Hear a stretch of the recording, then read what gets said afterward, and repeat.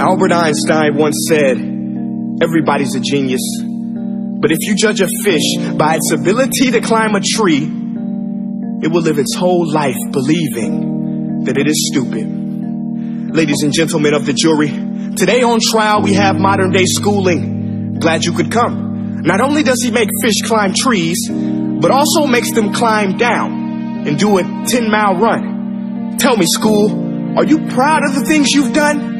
Turning millions of people into robots, do you find that fun? Do you realize how many kids relate to that fish swimming upstream in class, never finding their gifts, thinking they are stupid, believing they are useless? Well, the time has come, no more excuses. I call school to the stand and accuse him of killing creativity, individuality, and being intellectually abusive.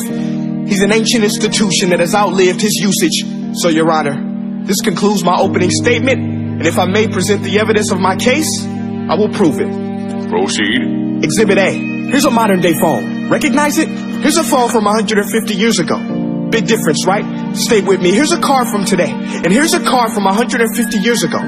Big difference, right? Well, get this. Here's a classroom of today, and here's a class we used 150 years ago. Now, ain't that a shame? In literally more than a century, nothing has changed. Yet you claim to prepare students for the future?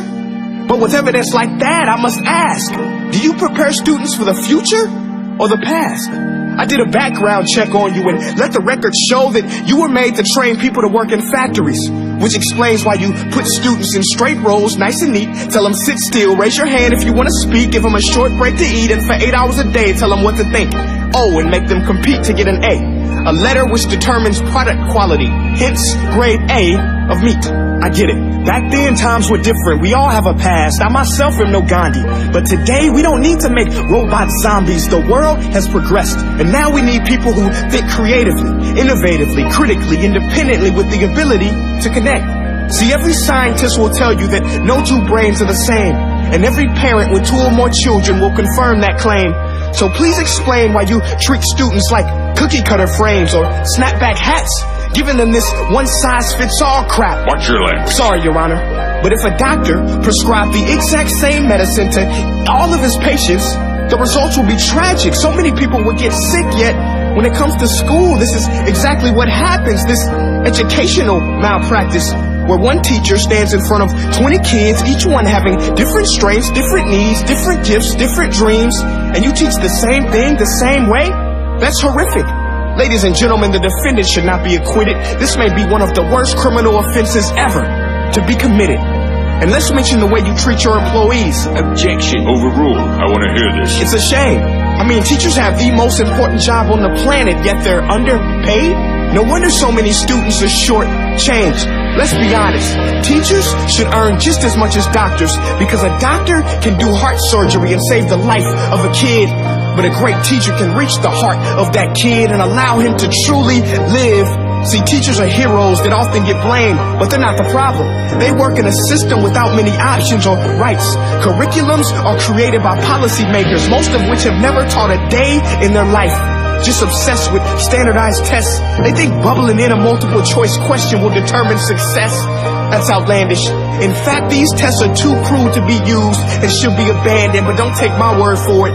Take Frederick J. Kelly, the man who invented standardized testing, who said, and I quote, "These tests are too crude to be used and should be abandoned." Ladies and gentlemen of the jury, if we continue down this road, the results will be lethal.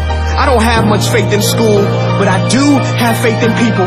And if we can customize healthcare, cars, and Facebook pages, then it is our duty to do the same for education, to upgrade it, change it, do away with school spirit, because that's useless.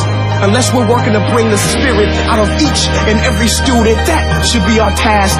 No more Common Core. Instead, let's reach the core of every heart in every class. Sure, math is important, but no more than art or dance. Let's give every gift an equal chance. I know this sounds like a dream, but countries like Finland are doing impressive things.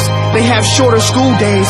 Teachers make a decent wage. Homework is non-existent, and they focus on collaboration instead of competition. But here's the kicker, boys and girls. Their educational system outperforms every other country in the world. Other places like Singapore are succeeding rapidly. Schools like Montessori, programs like Khan Academy, there is no single solution. But let's get moving, because while students may be 20% of our population, they are 100% of our future. So let's attend to their dreams, and there's no telling what we can achieve.